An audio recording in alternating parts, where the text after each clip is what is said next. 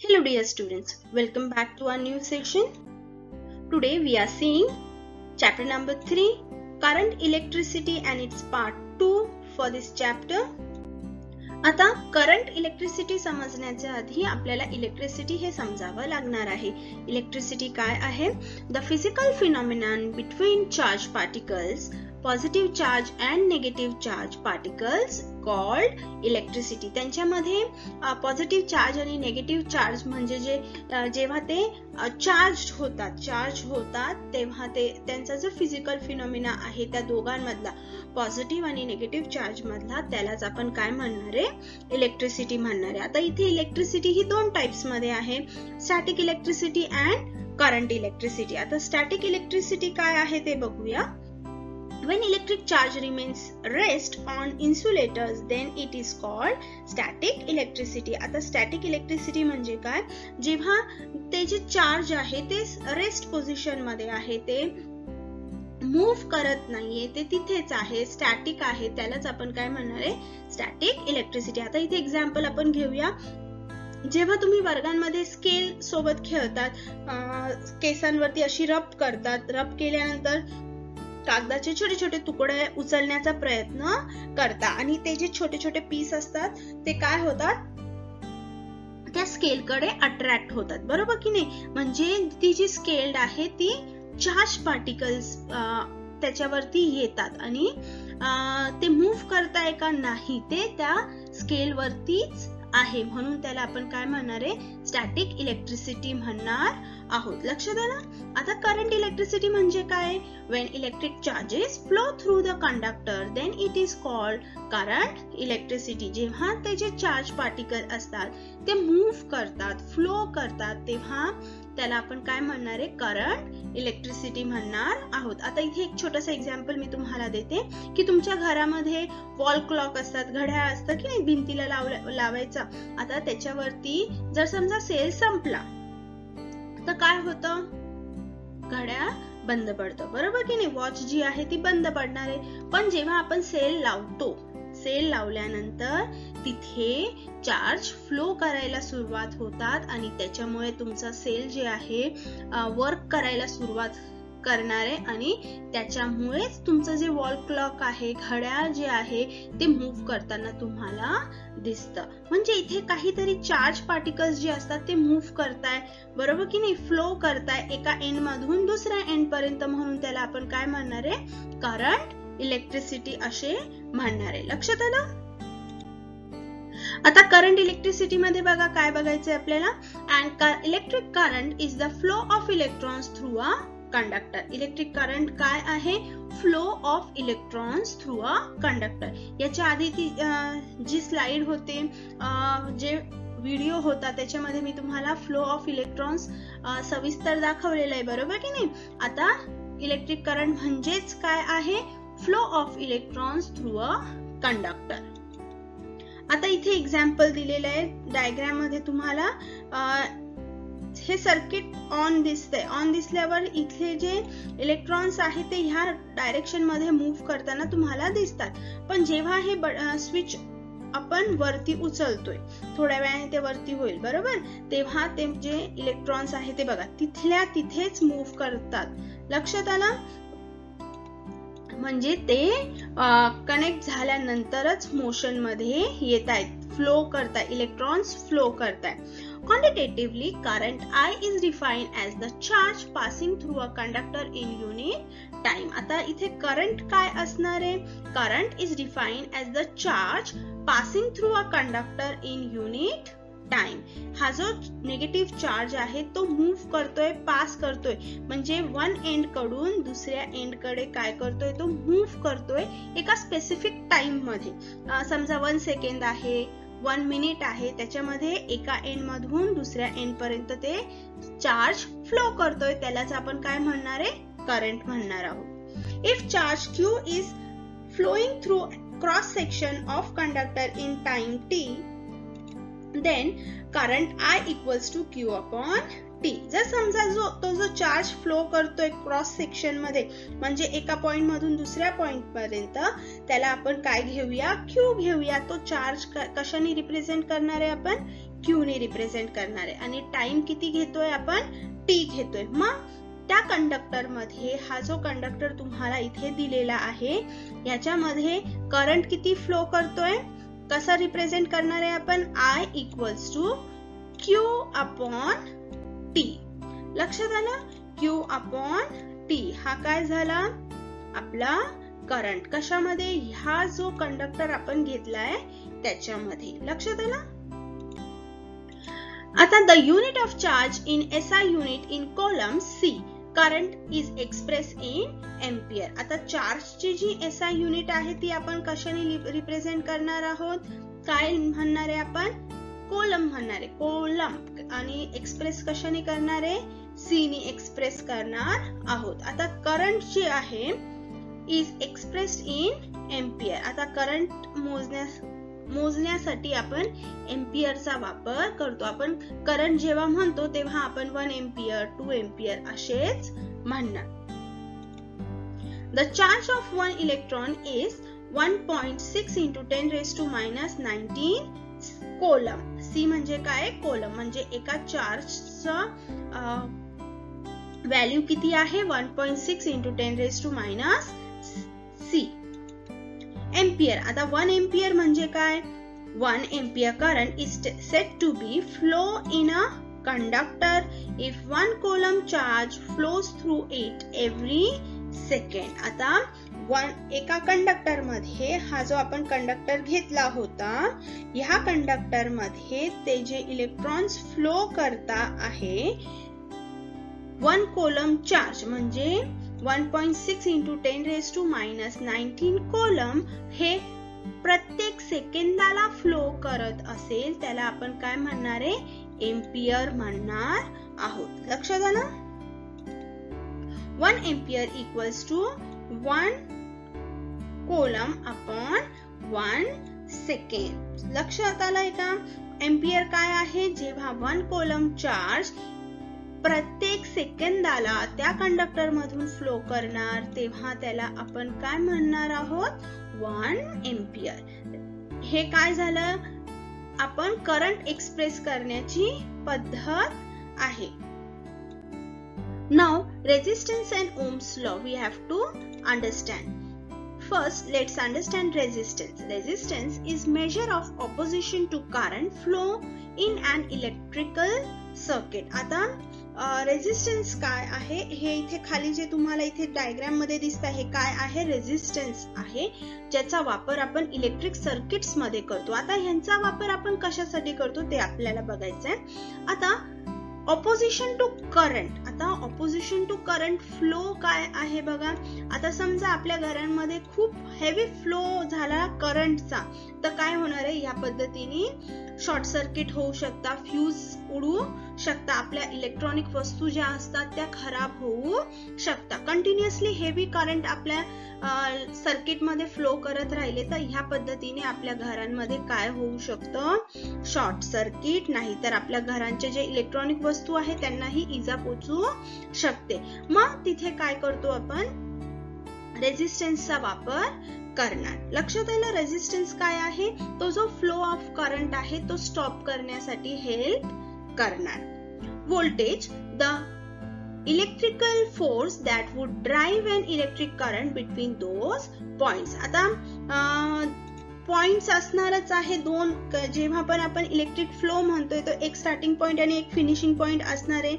त्या दोघांमधला जो फोर्स इलेक्ट्रिकल फोर्स फिरणार आहे त्याला आपण काय म्हणणार आहे पोटेन्शियल डिफरन्स जो राहणार आहे दोन्ही पॉइंट मधला त्याला आपण काय म्हणणार आहे व्होल्टेज असे म्हणणार.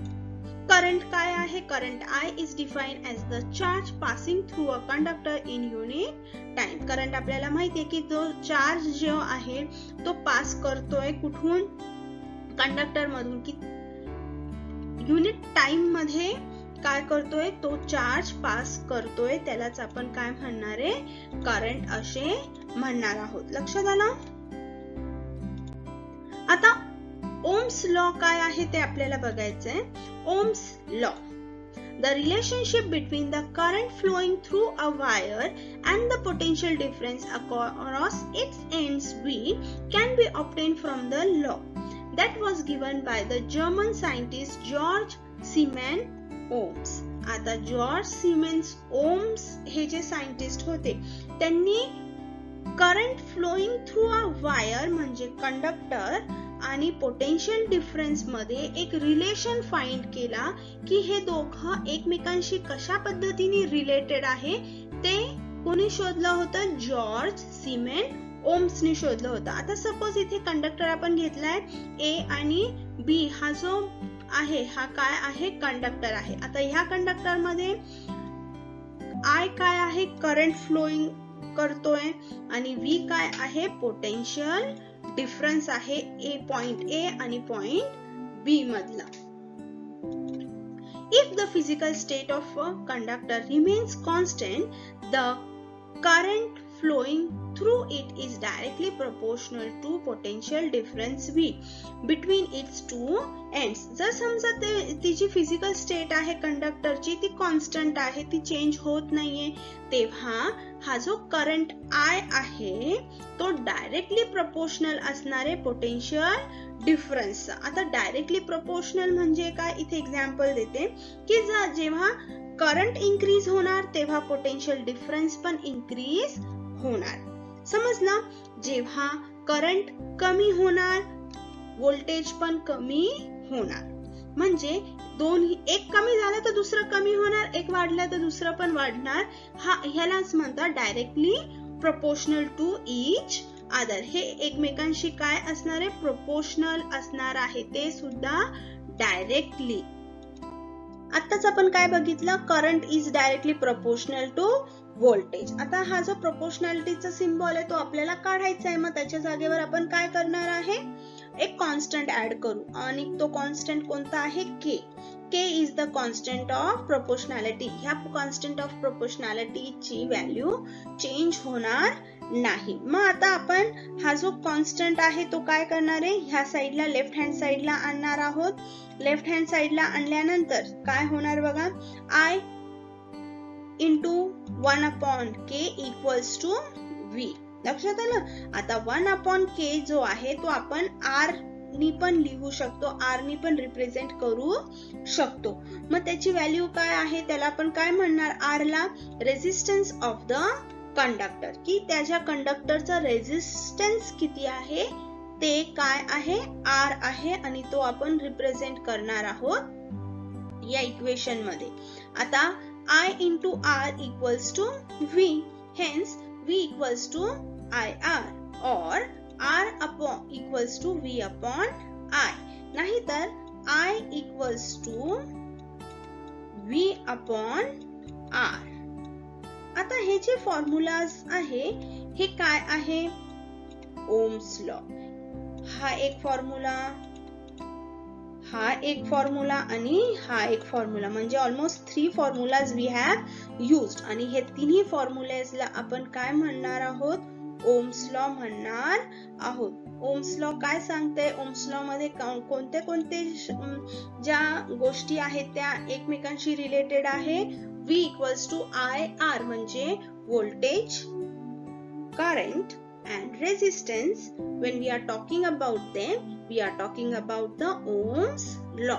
या तिघांमधला आपसी जो रिलेशन आहे, एकमेकांसोबतचा जो रिलेशन आहे त्यालाच आपण ओम्स लॉ असे म्हणणार. समजलं? This is Ohm's law. Now potential difference and current are measured in volts and amperes respectively. आता potential difference जो आहे तो आपण कशात मोजणार आहोत? व्होल्ट्स मध्ये मोजणार आहोत. आणि करंट जो आहे तो आपण कशामध्ये मोजणार आहोत? एम्पियर्स मध्ये मोजणार आहोत. आणि युनिट ऑफ रेझिस्टन्स काय आहे? ओम्स. रेझिस्टन्सची युनिट काय आहे? ओम्स. आणि त्याला आपण ह्या सिम्बॉलनी काय करणार आहोत? रिप्रेझेंट करणार आहोत. लक्षात आलं? त्याचं रिप्रेझेंटेशन कसं आहे रेझिस्टन्सचं? Therefore 1 volt upon 1 ampere equals to 1 ohms. 1 ohms काय आहे? 1 ohms जर आपल्याला म्हणायचं असेल तर आपण काय म्हणणार? 1 volts upon 1 ampere. हे काय झालं? 1 ohms झालं. Now resistance of 1 ohms. if 1 ampere current flows through a conductor when 1 volt potential difference is applied between its end, then the resistance of the conductor is 1 ohms. आता आपण काय बघतोय, resistance of 1 ohm. 1 ohm म्हणजे काय? आता जेव्हा 1 ampere current जो आहे तो कंडक्टर मधून फ्लो करतोय, पास होतोय आणि त्याच्या दोन एंड्स मधला जो पोटेन्शियल डिफरन्स आहे तो 1 व्होल्ट आहे, तेव्हा आपण त्या सिच्युएशनला resistance of the conductor is 1 ohms असे म्हणणार. लक्षात आलं का? म्हणजे 1 volts upon 1 ampere equals to 1 ohms आहे. लक्षात आलं का? 1 ohms काय आहे? जेव्हा पण 1 ohms विचारलं जाणार आहे तेव्हा 1 volt पोटेन्शियल डिफरन्स आणि 1 ampere ते जे करंट आहे कंडक्टर मध्ये फ्लो होताना आपल्याला दिसतं. आता resistance and resistivity of a conductor आपल्याला बघायचंय की रेझिस्टिव्हिटी ऑफ अ कंडक्टर हे खूप महत्वाचं आहे आणि ते काय आहे ते आपण बघूया. There are a large number of free electrons in a conductor. They are constantly in a random motion. आता आपल्याला माहितीये, आपण मागच्याच व्हिडिओमध्ये बघितलं की हे जे इलेक्ट्रॉन्स आहे ते कंडक्टर मध्ये फ्रीली मूव्ह करत असतात रॅन्डमली. म्हणजे हे एरोज तुम्हाला कोणत्याही दिशेला जाताना दिसताय, बरोबर की नाही? इथे ह्या डायग्राम मध्ये तुम्हाला जे इलेक्ट्रॉन्स आहे ते कोणत्याही डायरेक्शन मध्ये जाताना तुम्हाला दिसताय, म्हणजे ते कॉन्स्टंटली रॅन्डम मोशन मध्ये मूव्ह करताना दिसतील आणि हे काय आहे? Free electrons. When a potential difference is applied between two ends of the conductor, these electrons start moving from the end at a lower potential to the end at the higher potential. आता जेव्हा आपण potential difference लावू, आता समजा एक battery नाही तर sale आपण जॉईन केलंय, अटॅच केलंय, तर काय होणार? हे जे जेवढे पण फ्री इलेक्ट्रॉन्स होते ते सगळे एका डायरेक्शन मध्ये मूव्ह करायला सुरुवात होतील. लक्षात आलं का? आता हे जे इलेक्ट्रॉन्स आहे ह्या डायरेक्शन मध्ये स्मूथली फ्लो करताय. आता लो पोटेन्शियल कडून ते हाय पोटेन्शियल कडे मूव्ह करतील, म्हणजे मायनस कडून ते काय करत चालले? प्लस कडे मूव्ह होताना आपल्याला दिसताय.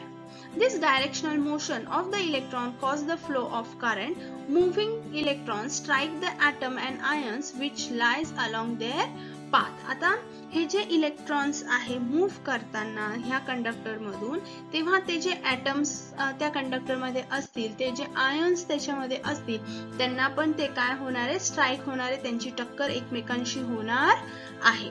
Such collision causes hindrance to the flow of electrons and oppose the current. This hindrance is called the resistance of the conductor. आता इथे काय होतं बघा की हे जे इलेक्ट्रॉन्स आहे मूव्ह करताना, आता इलेक्ट्रॉन्स काय होत आहे? मूव्ह होत आहे कशात? कंडक्टर मध्ये. आता ह्या कंडक्टर मध्ये जे ऍटम्स असतात, काही आयॉन्स असतात, त्याला हे जे इलेक्ट्रॉन्स आहे जाऊन काय होणार आहे? धडकणार आहे, त्यांची टक्कर होणार आहे. त्याच्यामुळे हे जे इलेक्ट्रॉन्स फ्लो करत होते, एकदम स्पीडली फ्लो करत होते, त्यांचा काय होणार आहे? स्लो होणार आहे. स्पीड काय होणार आहे? स्लो होणार आहे. हे जे इलेक्ट्रॉन्सचा ऑपोज आहे करंटला, लक्षात आलं का? हे जे हिंड्रन्स आहे, हे जे ऑपोजिशन आहे, ह्यालाच आपण काय म्हणणार आहे? Resistance of the conductor. त्या कंडक्टरचं रेझिस्टन्स म्हटलं जाणार आहे. Now let's understand resistivity. What is resistivity? Let's see. At a given temperature, the resistance R of a conductor depends on its length, area of cross section and the material it is made of. आता इथे जे conductor आहे, resistance आहे, ते तीन गोष्टींवरती depend करते. पहिला आहे लेंथ, नंतर आहे क्रॉस सेक्शन एरिया, नंतर आहे मटेरियल. म्हणजे length, cross section area and material वरती रेझिस्टन्स जे आहे ते डिपेंड करणार.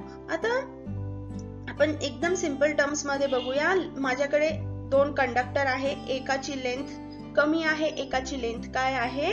जास्त आहे. समजा आपण हे लेंथ साठी करतोय, बरोबर. आता इथे आपण एक एक्झाम्पल घेतलं की रस्ता छोटा आहे आणि रस्ता मोठा आहे. छोटा रस्ता असेल तर आपण पटकन क्रॉस करून घेऊ शकतो, बरोबर की नाही? म्हणजे एका पॉइंट पासून दुसऱ्या पॉइंट मध्ये लवकर पोहोचू, आणि रस्ता जर तिथे लॉंग असेल, खूप लांब असेल, तर आपल्याला तेवढा वेळ लागणार, बरोबर की नाही. तसंच इथे होता, इलेक्ट्रॉन्सला जो एरिया कव्हर करायचा म्हणजे लेंथ जी कव्हर करायची आहे ती काय आहे, इथे कमी आहे. पण इथे काय आहे, ती लेंथ खूप जास्त आहे. म्हणजे कंडक्टर 1 मध्ये रेझिस्टन्स काय असणार आहे, लेंथ कमी आहे, म्हणून रेझिस्टन्स पण काय असणार आहे, कमी असणार आहे. जर इथे लेंथ डबल झाली, समजा 2L झालेली आहे, तर इथे पण रेझिस्टन्स काय होणार आहे, 2R होणार आहे, म्हणजे डबल होणार आहे. लक्षात आलं का. रेझिस्टन्स कशावर डिपेंड करतोय, लेंथ वरती. लेंथ कमी असेल तर रेझिस्टन्स पण कमी आहे, लेंथ जास्त आहे तर रेझिस्टन्स पण जास्त आहे. म्हणजे R हा जो आहे डायरेक्टली प्रोपोर्शनल टू लेंथ आहे, resistance directly proportional to R आहे. लक्षात आलं.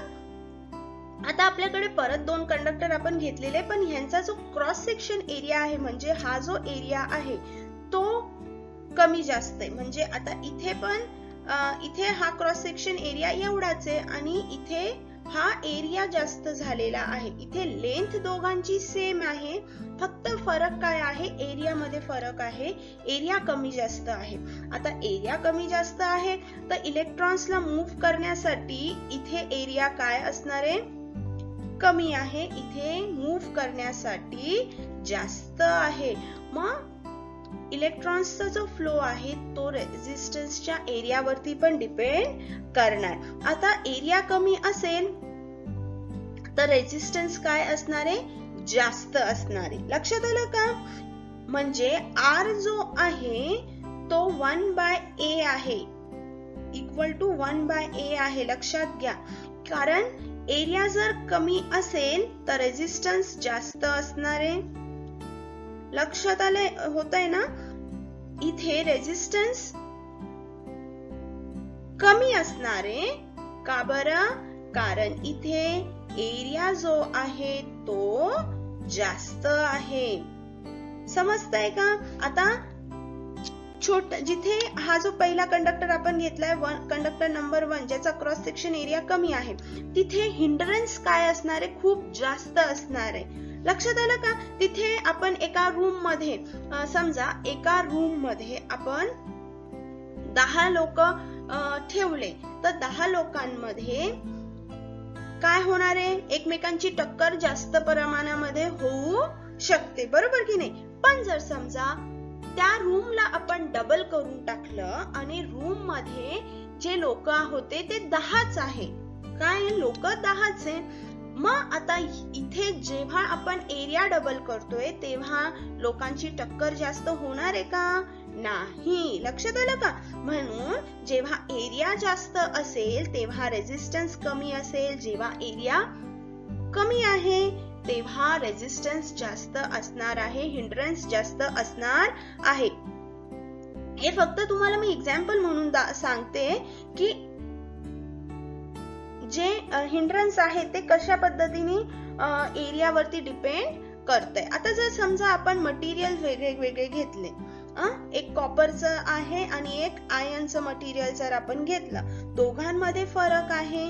दोघांचे जे फ्री इलेक्ट्रॉन्स आहे, नंबर ऑफ फ्री इलेक्ट्रॉन्स, ते पण काय असणार आहे, वेगळे असणार आहे. म्हणून ह्याच्यावरती पण रेझिस्टन्स जे आहे ते डिपेंड करणार. लक्षात आलं. आता आपण रेझिस्टिव्हिटीचा फॉर्म्युला बघूया कसे. आता आपण काय बघितलं रेझिस्टिव्हिटीचा. Resistivity at a given temperature resistance depends on its length, cross section area and material. If the resistance of a conductor is R, आपण त्या रेझिस्टन्स काय घेतलाय, R घेतलेला आहे. R is directly proportional to L. Also R is directly proportional to 1/A. A म्हणजे काय, area. Therefore R is directly proportional to L/A असणार आहे. आता ह्या प्रपोर्शनॅलिटीला साइन आपल्याला काढायचंय, तर मी काय सांगितलं होतं, आपल्याला एक कॉन्स्टंट ऍड करावा लागतो. इथे एक कॉन्स्टंट आपण ऍड केलेला आहे. लक्षात आलं का. आणि हा जो कॉन्स्टंट आहे तो आपण ह्याला काय म्हणतात, रो म्हणतात. काय म्हणतात, रो, RHO, रो म्हणतात. ह्या कॉन्स्टंटला काय म्हणतात, रो म्हणतात. Rho is the constant of proportionality and is called the resistivity. आणि ह्याच रोला आपण काय म्हणतो, रेझिस्टिव्हिटी म्हणतो ऑफ द मटेरियल. त्या मटेरियलची रेझिस्टिव्हिटी आपण म्हणतो. The unit of resistivity in SI unit is ohms meter. Resistivity काय आहे SI युनिट मध्ये, ओम्स मीटर आहे. तो आपण ह्या पद्धतीने लिहितो.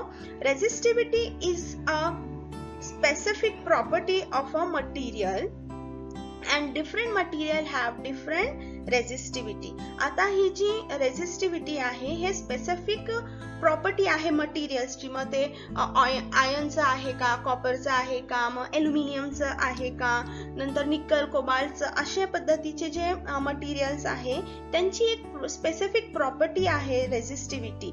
लक्षात आलंय का? रेझिस्टिव्हिटी काय आहे, ही एक स्पेसिफिक प्रॉपर्टी आहे मटेरियल्सची आणि प्रत्येक मटेरियलसाठी ही प्रॉपर्टी काय असणार आहे, डिफरंट असणार आहे.